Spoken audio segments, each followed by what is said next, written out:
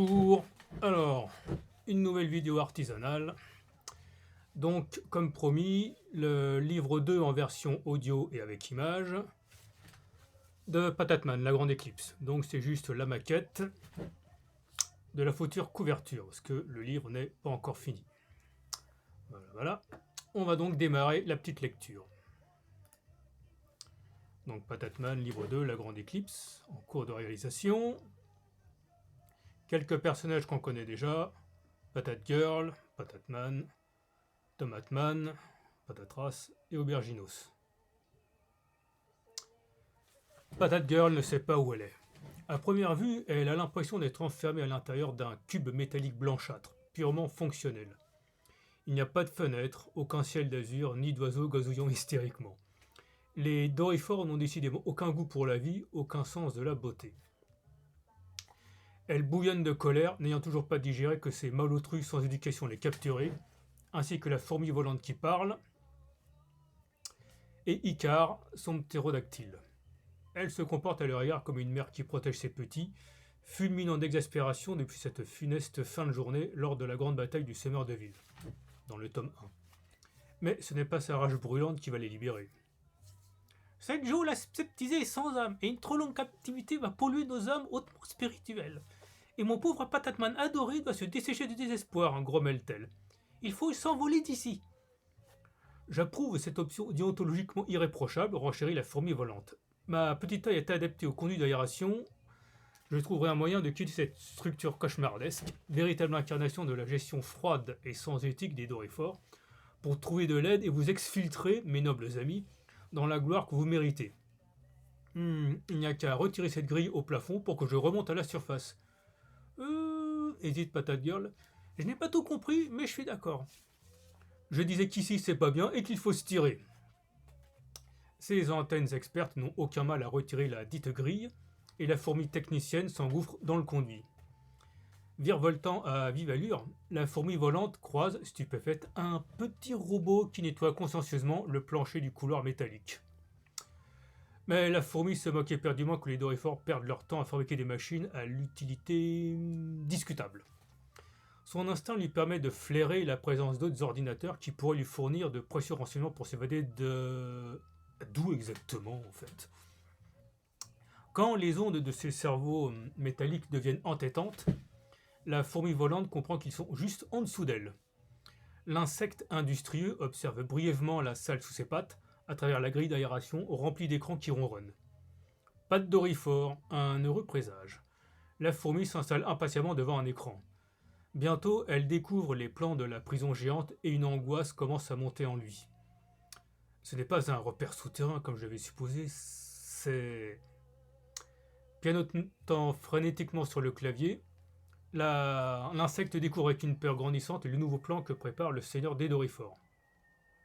Il lui faut à tout prix s'enfuir de cet enfer technologique pour prévenir Patatman et Légumes, ignorant tout de cette menace. Puis libérer Patate Girl et Icar. Un bruit de pas cadencé et de vociférations hargneuses le prévient de l'arrivée peu discrète d'une troupe de Doryphores. Et il s'envole rapidement dans les profondeurs des circuits d'aération. En bordure du champ de pommes de terre mutantes qui a vu la naissance inexpliquée de Patatman et de ses facétieux semblables, des sous-bois touffus agrémentent joliment ce décor faussement paradisiaque. Pour un œil très attentif, un détail incongru se cache parmi les racines noueuses d'un arbre. Une petite porte, encastrée dans l'écorce tourmentée de quelques centimètres de hauteur, munie d'une poignée dorée. Et si on franchit cette petite porte, un escalier mène aux appartements de Patatman et de son amoureuse Patate Girl, hélas absente. D'autres souterrains sinueux, d'autres entrées secrètes, mènent au royaume des légumes. Mais revenons-en à Patatman, dont le réveil est difficile. 4 jours déjà que sa fiancée a été enlevée, ainsi que la fourmi volante qui parle et Icar le ptérodactyle. La tristesse le mine et lui épaissit l'amidon. Tomatman tape frénétiquement du poing à la porte. Patatman se traîne laborieusement pour lui ouvrir, indifférent à l'odeur savoureuse des croissants dodus que son pote lui amène. Écoute, Patatman, voilà mon plan pour retrouver Patate Girl. Utilisons la machine à voyager dans le temps qui prend la poussière inutilement. On se transporte au moment exact où les Dorifores ont capturé nos amis, et on les en empêche. Patatras a des arguments convaincants, il saura leur mettre les points sur les i. J'aurais bien voulu, soupire Patatman, mais après la bataille du semeur de ville, Auberginos et des potes à lui ont fait la fête dans la salle de pilotage de la machine. Comme ils avaient un peu trop bu, ils ont chahuté et réussi à foutre le feu dans les installations électriques. Auberginos s'est même excusé. Il faudra des semaines pour tout réparer. L'angoisse. Il ne reste qu'une solution, aller voir les seigneurs de la destinée patatifère. Leur aide est indispensable, on n'a aucune piste. Bah, d'habitude, quand ils ne sont pas trop endormis après une fête, ils me rendent visite en rêve. Mais on peut se pointer chez eux de la façon suivante. On médite en étant assis dans la position du lotus, et quand on s'endort, on se retrouve dans leur sphère spirituelle. Dans leur quoi? Chez eux. Assis confortablement, la méditation patatifère commence dans une atmosphère solennelle, un calme de l'âme admirable et mystérieux, bientôt suivi de ronflements sonores.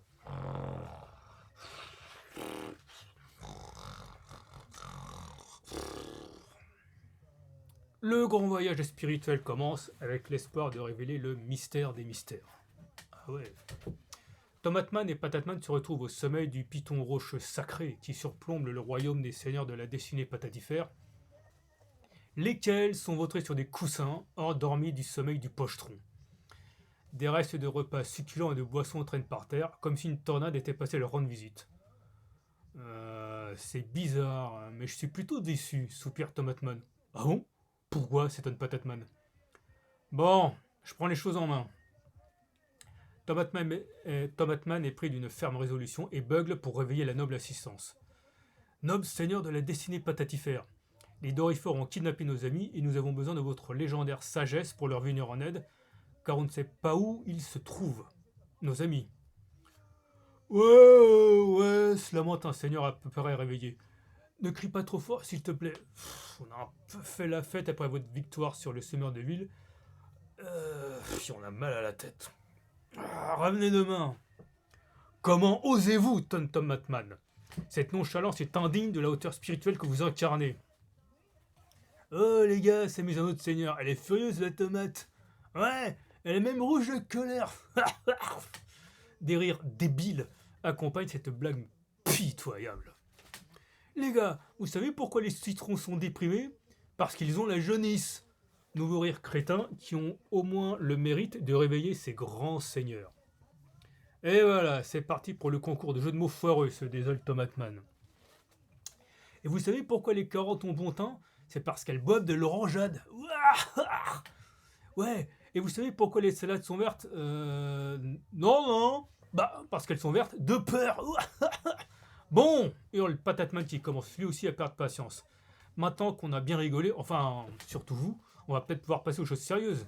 C'est l'élu qui vous parle. D'accord, mais pas trop fort, elle a mal à la tête. Heureusement, l'un des seigneurs qui est à peu près sobre intervient. Noble légume, vous n'avez pas à vous angoisser à cause de cette rude épreuve qui fortifiera votre grandeur spirituelle. Retournez sereinement au royaume des légumes et attendez un signe des étoiles à la nuit tombée. L'aide viendra du ciel. Mais, proteste Tomatman, on ne va pas rester les bras croisés comme des glands, le nez en l'air. On doit sauver nos amis. Attendez cette nuit le signe des étoiles, mais surtout, méfiez-vous de la longue nuit. Le salut viendra des fourmis. Comme ça, ceux qui n'aiment pas les fourmis sont bien emmerdés. Ouais, tu n'as pas plus clair comme prophétie, demande Patatman. Bah si, mais je suis mal réveillé. Et puis, quand c'est mystérieux, ça fait plus spirituel. Ah, et sache que les Dorifores ont concocté une menace bien pire que le semeur de ville. Ils veulent posséder le monde, ce qui est d'une intention diabolique. Ouais, on sait tout ça. Mais nous, concrètement, on fait quoi? Je vous l'ai dit. Attendez le signe des étoiles. Le salut viendra des fourmis. Ils n'en voulaient pas trop aux Dorifores. Ils sont certes dans l'erreur, aveuglés par l'avidité, mais vous êtes liés à eux. Hein? Foutaise, grommelle Tomatman. Allez, à une prochaine, les gars. Le salut un seigneur, bouteille en main. Patatman et Tomatman se réveillent sur leur pouf, surpris par cette prophétie quelque peu confuse. Mais quand vont-ils enfin partir? S'impatiente la fourmi volante qui parle. caché derrière la grille de ventilation située au ras du sol métallique. Droit devant la fourmi, les portes d'accès aux capsules d'évacuation du repère des dorifores. Mais entre dite porte et la fourmi, une ribambelle de dorifores, au regard vide, qui ne se décide pas à foutre le camp. Non, la fourmi, là. Soudain, une bruyante sonnerie retentit et les yeux des dorifores expriment enfin quelque chose. De la gourmandise. À la bouffe, vite! C'est enfin l'heure du dîner, à la soupe, à la soupe! Aussitôt, c'est une ruée désordonnée jusqu'à ce qu'un officier remette un peu d'ordre avec tact et délicatesse. En rang, bande d'andouilles aux antennes molles! Vous êtes les serviteurs du Seigneur des Dorifores, pas des êtres indépendants qui pensent. Quand on pense par soi-même, on remet en cause le système. Alors, vos supérieurs pensent pour vous, abrutis invertébrés. Et tout le monde s'en va au pas cadencé, laissant toute la zone sans surveillance. À la grande surprise de la fourmi volante qui parle, des petites silhouettes emboîtent le pas des dorifores. Des végétaux mutants à la peau rougeâtre et poisseuse qui n'ont pas l'air sympathiques. Que foutent ces fruitoïdes mutants avec les dorifores s'interroge la fourmi. Je reconnais cette espèce, ce sont les fruits du palmier à huile. Les humains, cette espèce suicidaire, en font une énorme et imprudente consommation. Mais que signifie cette alliance insolite entre des végétaux et des dorifores? Un autre mystère à résoudre et un défi intellectuel pour mon cerveau jamais en repos. Les fruits en question s'éclipsent, certains d'entre eux sont munis de serpillères afin d'éponger les flaques d'huile épaisses qu'ils laissent derrière eux. La grande salle est enfin déserte. Allez, se dit la fourmi volante qui parle, Dame Patate Girl le ptérodactyle compte sur moi. La fourmi volante qui parle n'avait encore jamais rencontré un engin de ce genre, mais comme elle sait d'instinct parler aux machines, elle parvient rapidement à l'apprivoiser. Par l'un des hublots, la fourmi voit le long tube comparable à une sorte de canon qui sépare la capsule de l'extérieur. La peur au ventre, la fourmi enclenche le démarrage en pianotant sur le clavier avec ses antennes expertes et se retrouve aussitôt collée au siège par l'accélération. Elle n'est pas encore partie, mais on va à l'intérieur de la capsule. Quelques secondes après, la capsule est recrachée comme un chewing-gum baveux à l'extérieur dans la nuit étoilée de l'espace. Un peu étourdie, la fourmi volante qui parle peut enfin voir de l'extérieur le grand vaisseau spatial qui sert de prison à ses amis. Capsule, la fourmi, et là le vaisseau des dorifores en orbite. Par l'un des hublots, la fourmi peut contempler émerveillée la magnifique sphère bleutée de la planète avec les taches blanches des nuages la recouvrant comme le nappage d'un gâteau. Dans la partie nocturne, les lumières des villes humaines ressemblent à des ribambelles de guirlandes qui pourraient facilement s'éteindre. Ce magnifique spectacle impressionne la fourmi qui se dit que la nature est décidément la plus forte et que si l'on s'obstine à l'ignorer, le retour de manivelle pourra être violent. S'approchant d'un autre hublot, la fourmi est frappée par le contraste que représente la forme grotesque du vaisseau des dorifores. C'est littéralement une sorte de presse-légume à manivelle de plusieurs kilomètres de diamètre. L'énorme engin tourne lentement sur lui-même comme une toupie, ce qui fait que les habitants de cette casserole infernale ne flottent pas en apesanteur. Bon, mais plus le temps d'admirer le paysage. La fourmi volante qui parle pianote avec ses antennes expertes sur un clavier pour programmer la rentrée de la capsule dans l'atmosphère. Rapidement, le bouclier thermique est chauffé au rouge, comme une braise ardente dans une cheminée, et des flammes orangées lèchent gloutonnement les vitres. Si les calculs de la fourmi sont faux, ces aventures s'achèveront brutalement en fumée. Le seigneur des dorifores, chef de guerre incontesté des insectes gloutons de pommes de terre et grand héros des invertébrés, pour ne citer que quelques-uns de ses titres ronflants, était vautré sur son trône. Là, on le voit, là. Il s'ennuyait copieusement, tout en déprimant. Sur sa tête, sa ridicule couronne était posée de travers. Autour de son cou était agrafée sa grande cape rouge, dans laquelle il s'emmêlait les pieds de temps à autre. Ses panards, justement, étaient posés sur le dos de son serviteur dévoué, le bon Serpillos, qui est à la fois son ingénieur en chef, son bras droit, redouté des autres dorifores, mais aussi son repose-pied et son confident. Voilà, ici. Idéal, en plus, puisqu'il ne contredit jamais son seigneur. Il lui bave même des compliments dithyrambiques à longueur de journée. Plus lèche-pompe que lui, c'est dur à trouver, hein. Pour le seigneur des dorifores, l'ennui serait encore supportable s'il n'y avait pas l'angoisse. Il grommelle. Mon bon Serpillos, voilà un problème tout à fait imprévu. Les tatoïdes et autres légumes mutants qui devaient normalement figurer à notre menu sont immortels et dangereusement coriaces. Au lieu de se laisser manger bien gentiment, ils ont démoli notre tout premier semeur de ville. J'en boufferai ma couronne de rage. Ou je te la ferai bouffer plutôt, c'est indigeste. Ah, noble seigneur, sagesse de l'univers, tu trouveras bien une parade pour asseoir ton pouvoir absolu, en toute humilité. Alors le monde saura enfin qui est son maître incontestable. Ce n'est pas gagné. Patate Girl est toujours dans sa cellule avec son ptérodactyle et elle n'est pas contente. Mais la fourmi volante qui parle a réussi à s'échapper. Bah, même si elle survit à son entrée dans l'atmosphère, ce qui n'est pas sûr du tout, elle et ses amis légumes ne pourront rien contre notre nouvelle arme. Je l'espère pour toi, mon esclave préféré. Sinon, je te donnerai à bouffer aux mouches. Oh oui, menace-moi, maître adoré. Humilie-moi, crache-moi dessus. Plus tard, on a du travail. Tu sais qu'à force de me lécher les pompes, tu vas attraper des aftes. C'était une belle nuit d'été, avec une majestueuse voûte d'étoiles qui composait comme un dôme de poussière de lumière au-dessus de 4 petits légumes facétieux. Facétieux, mais inquiets. Patatman le bon vivant, Tomatman le grognon, Patatras l'Hercule patatifère et Auberginos le pique-assiette ont tous le nez en l'air, scrutant anxieusement le vertigineux spectacle cosmique. Auberginos rompt ce silence sacré en ronchonnant. J'ai faim. Mais tu t'es empiffré comme un dinosaure il y a à peine 1 heure, lui répond Tomatman d'un ton blasé. 1 heure déjà? Pas étonnant que j'ai faim. Des gargouillis de protestation issus de son estomac le confirment. Rigolo cette étoile qui bouge, s'exclame Patatras tout content. Sa grosse paluche dodue montre un gros point lumineux très brillant, d'une belle teinte orangée qui décrit une trajectoire descendante. Et il grossit à vue d'œil. Patatman s'interroge. Est-ce le signe des étoiles dont nous parlaient les seigneurs de la destinée pathétifère? Ouais, on dirait bien, suppose Tomatman. Dites donc, il ne serait pas en train de nous tomber droit sur la tronche, votre signe des étoiles, s'inquiète Auberginos. Les 4 compères se regardent tous un peu mal à l'aise. On commence à entendre un grondement menaçant et le gros point est à présent devenu une boule lumineuse environnée de flammes. Les 4 potes végétaux s'écartent précipitamment. Un gros flomp bruyant nargue le silence, ensuite de grands parachutes se déploient dans la nuit et l'engin rougeoyant se pose avec une relative douceur dans l'herbe.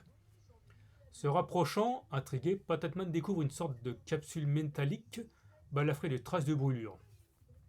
Dans un sifflement bref, une écoutille s'ouvre sur la paroi. La fourmi volante qui parle est revenue vivante de son périple et, tout en virevoltant avec enthousiasme autour de ses amis, elle déclame. Ah, revoir vos structures organiques familières provoque dans mon cerveau l'émission de substances euphoriques dans mon organisme, sensation délicieuse que je savoure, noble compagnon. Lui répond Patatman. On n'a rien compris, chère fourmi. Je disais que je suis content de vous revoir, mes amis. Ah, mais nous aussi, s'exclame joyeusement Tomatman. Approuve Patatras. Alors, fourmi est signe des étoiles. Mais oui, Patatras, lui répond Auberginos. Patatman gâte quelque peu l'ambiance, mais pour une bonne raison, en faisant une remarque inquiète. Et ma ravissante Patate Girl, et Icar, son ptérodactyle. Patate Girl n'est pas content d'être enfermé et les Doryphores ne l'approchent guère. On a eu à manger, une nourriture correcte, et Icar va bien. Je suggère qu'on organise une expédition pour les exfiltrer. Pour les quoi demande Auberginos. À les sauver, clame la fourmi. D'accord, l'approuve Auberginos, mais on se fait d'abord une petite fête pour refêter nos retrouvailles, ça s'impose. Et puis, tu dois avoir besoin de sommeil. Moi, j'ai l'idée d'un plan, conclut Patatman. Manger et festoyer pour vous redonner du courage et de la joie pendant que je prépare les détails. Le lendemain matin, dans le royaume des légumes. Auberginos est embarrassé, dépassé par un problème complexe. Devant lui, un grand verre de smoothie ensoleillé aux poires et à la banane, d'où surgit une paille tentante. Dans sa main gauche, un savoureux baba au rhum recouvert d'un délicieux nappage à l'abricot, le tout surmonté d'une onctueuse crème fouettée à la vanille. Dans sa main droite, un Paris-Brest bien joufflu à la crème noix de pécan et recouvert d'appétissantes amandes torréfiées. Mais par quel gâteau commencer? Or, Berginos grignote alternativement d'une bouchée de l'un puis de l'autre, et sirote de son smoothie entre deux hésitations, mais sans arriver à décider lequel bouffer d'un coup. Finalement, pour mettre fin à son angoissant conflit intérieur, il engloutit les deux pâtisseries en même temps. Alors que il déglutit, voilà que, comme un signe du destin, Patatman, Tomatman et Patatras se pointent, l'air décidé, avec la fourmi volante qui parle. D'ailleurs, c'est elle qui parle, brièvement pour une fois. Enfin, je dis elle parce que c'est une fourmi, mais en fait, c'est un garçon. Enfin, bref. On a un plan, annonce-t-elle. Éructe Auberginos. Reste bien dans le halo lumineux du surf magique, la fourmi. Tu n'es pas immortel, prévient Tomatman. Oui, je le sais. Mon organisme est incompatible avec le vide de l'espace. D'ailleurs, nous sommes en vue du vaisseau des Dorifors. Patatras, noble ami, tu vas te charger du volet diplomatique de notre légitime incursion dans ce détestable domaine du mal, rempli d'âmes perdues. Interroge Patatras. Tu vas foutre des baffes aux Dorifors, traduit Patatman. À propos, s'inquiète Tomatman, comment va-t-on entrer? Bah, comme prévu, on va taper à la porte du sas. Facile, quoi, s'exclame Patatman jovial. Ça ne marchera jamais, ce plan foireux, ronchonne Tomatman. Mais si, allez, on va se marrer, rigole Patatman qui sautille d'impatience. À l'intérieur, un Dorifort quelque peu malade, il a trop bouffé de purée de pommes de terre ordinaires à midi, et trop picolé aussi, a repéré l'arrivée des visiteurs sur l'un des écrans de surveillance, et ouvert de grands yeux ébahis en voyant Patatras arracher la porte extérieure d'un sas. Il envoie donc une équipe pour les accueillir avant d'aller d'un pas titubant à l'infirmerie. Et dans l'un des couloirs, devant l'un des nombreux sas, toute une grappe de Dorifors s'entasse, rigolant et se frottant les mains. Ils entendent de violents coups de poing contre la paroi intérieure du sas qui se déforme et aperçoivent une vive lumière jaune filtrant par le hublot, ce qui devrait leur faire se poser des questions. Mais réfléchir ne fait pas partie de leur boulot. Le sas commence à s'ouvrir et les Dorifors sourient, impatients d'en découdre. La lumière du surf magique est éblouissante. Puis le sas grand ouvert dévoile la silhouette impressionnante de Patatras, l'Hercule patatifère, le cauchemar des Dorifors. Fin des sourires. Tel un volcan, Patatras tonne. Vous, avoir enlevé Patatgirl et son osé rigolo. Moi, pas content. Les Dorifors hésitent tandis que Patatras s'avance vers eux, aussi inexorable que le destin. Moi, pas content du tout. Et la distribution de baffes commence, Patatras s'ouvrant un chemin au travers des Dorifors, comme s'il fauchait les blés. Le suivant dans son sillage, Tomatman, la fourmi volante qui parle et Auberginos s'avancent. Puis Patatman récupère son surf magique. Le halo lumineux s'éteint et aussitôt une bourrasque traverse le couloir, car l'air s'échappe par le sas encore ouvert dans un vacarme assourdissant. Tout le monde est aspiré et il n'y a rien pour s'accrocher. Enfin presque. Tomatman, paniqué, braille. Mais qu'est-ce qui se passe? Le halo magique du surf empêchait l'air de s'échapper, lui répond tranquillement la fourmi volante qui parle, toujours disposée à informer. Maintenant, on risque d'être éjecté dans l'espace et moi de mourir. Patatman, cramponné au rebord du sas, écrase le bouton de fermeture. Après un moment de flottement, Patatman réveille à nouveau son surf magique et interpelle ses amis. Bon, montez dessus, on ira plus vite. La fourmi, tu peux nous guider, s'il te plaît? Oui, de toute façon, c'est tout près maintenant. Patatman, il faudra un surf plus grand, râle Tomatman. On est à l'étroit, tu parles d'un plan infaillible. On a failli se retrouver en orbite autour de la Terre. Bah, ça aurait été rigolo, non? Suivant ses péripéties sur un écran, le seigneur des Dorifors enrage. Se levant trop brusquement de son siège, il fait tomber ses ridicules couronnes, puis il se saisit de son sceptre tout aussi grotesque et hurle. Ces patatoïdes dépassent les bornes. Venir me narguer en mon royaume, c'en est trop. Je vais aller à leur rencontre, en personne. Alors, en ce cas, maître adoré, répond Serpios, je t'accompagne dans cette quête héroïque et je te ferai un rempart de mon corps. Ouais. Bon, disons que c'est l'intention qui compte. Look, Icar le ptérodactyle est en pleine déprime. Habitué aux grands espaces, se retrouver enfermé dans cette sorte de cage sans barreaux, depuis ce qui lui semble être une éternité, met ses nerfs à rude épreuve. Patate Girl lui gratouille le sommet du crâne pour lui redonner espoir. Ne désespère pas, mon fidèle destrier et ami du Jurassique. Mon âme est liée à celle de Patatman et mon intuition, qui ne me trompe jamais, me crie qu'il est en route avec ses amis pour nous libérer. Je sens leur présence et la fourmi volante est avec eux. Il se rapproche. Et comme pour le confirmer, la porte de la cellule commence à s'ouvrir, et Patate Girl, joyeuse, bondit de son banc. Mais son élan est stoppé net quand elle voit qui se tient à l'entrée de sa geôle. Un Doryphore de taille moyenne qui porte un chapeau melon sur la tête. Il tapote brièvement sur le dit chapeau, puis entre. J'ai brouillé les caméras de la cellule pour quelques minutes, Dame Patate Girl. Vos amis sont tout proches. Je vais vous emmener à l'ascenseur le plus proche pour faciliter votre évasion. Nous avons peu de temps.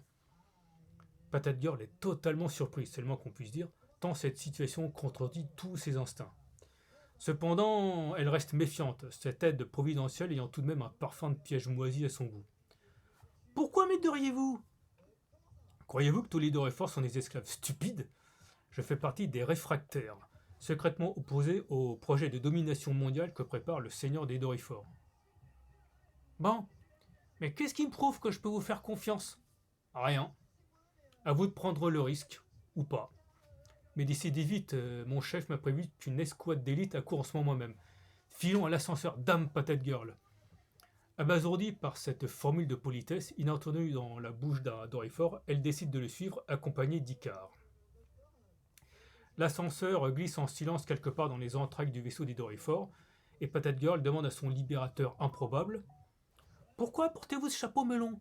Est-ce un signe de reconnaissance entre frères fractaires ou un louable souci d'élégance ?» Pas seulement. Ce chapeau est un dispositif technologique qui permet de brouiller les coordonnées de repérage de la puce électronique injectée dans mon corps, et fait croire à l'ordinateur central que je suis ailleurs. Tous les Doryphores se font implanter une puce de repérage dès la naissance, c'est soi-disant pour notre bien, et trop de mes semblables sont assez abrutis pour le croire.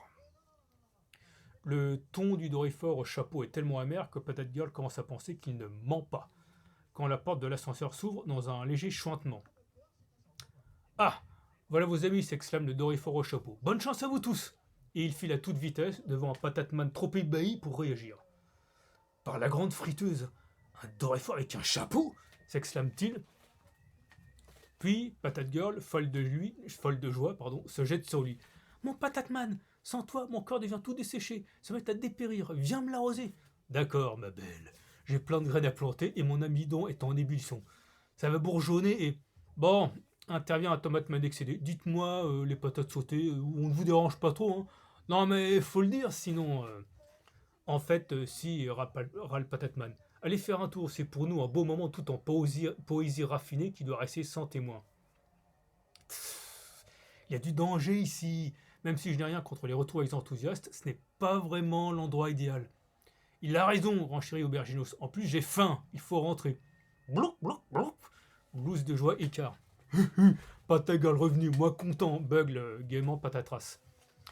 On entend une cavalcade lointaine et des Doryphores qui vocifèrent. Ils sont par là, t'es sûr? Bah, non, parce qu'il faut être sûr. Oh, vos gueules! Patate-Man et Patate Girl continuent de se faire des bisous baveux, Icar glousse de toute la force de ses poumons, et Patatras danse, hurle et chante. Bref, ils ne sont pas vraiment discrets. Tomate-Man se désespère. On va se faire repérer avec vos conneries, on est en danger! Danger, c'est moi, pour Doryphore, bugle Patatras. Faut se barrer vite fait, se panique Tomate-Man. Ouais, mais, fait remarquer Auberginos, le surf est trop petit, le surf magique. Pas pour longtemps, intervient Patate-Man. N'oublie pas qu'il est magique, justement. Surf magique. Peux-tu te rallonger, s'il te plaît? Stop, ok, pas de soucis, stop. Et sous leurs yeux stupéfaits, le surf magique se rallonge avec un plop bruyant et un mini-bar, très important, apparaît à la poupe. Tout ce petit monde embarque, juste au moment où les Doryphores furieux déboulent au pas de charge dans le couloir. Heureusement, comme il y a un mini-bar, Tomate-Man en profite pour confectionner de savoureux cocktails. Sans alcool pour moi, s'il te plaît, demande Patate Girl. Ah bon, sans alcool? Tomate-Man choisit de ne plus s'étonner de rien. C'est vrai que des cocktails sans alcool, je sais pas, Bon, enfin bref. Le surf magique, nommé d'une intense lumière jaune, file à vive allure dans le couloir métallique et distance rapidement les Doryphores. La fourmi volante qui parle, justement, qui ne parlait pas jusqu'ici, s'adresse au surf magique. Oh, ami magique, peux-tu nous guider jusqu'au sas le plus proche? Je ne suis pas très sûr du trajet. Stop, pas de problème, ami insecte, stop. Aussitôt, une violente accélération, sans effet sur le confort des passagers, propulse le surf magique au ras du plancher métallique et contraint des doryphores à se plaquer au sol à leur passage. Après un énième virage, le surf magique fonce en ligne droite vers une grande ouverture demi-circulaire située au bout d'un très très long couloir. Tout le monde boit, même la fourmi volante qui picole, à qui on a fourni une paille, sauf Patatman et Patate Girl qui fêtent leur retrouvaille en se roulant des galoches. Ils sont incapables de rester calmes ces deux-là. Tom Atman interrompt sa ripaille liquide par une interrogation. À propos, qu'est-ce qu'il y a au-delà de cette ouverture? Eh ben, ça, vous le saurez à la prochaine lecture audio, donc ça sera dans la partie 2 du livre 2 audio. Voilà, c'est tout pour aujourd'hui. Ciao, ciao.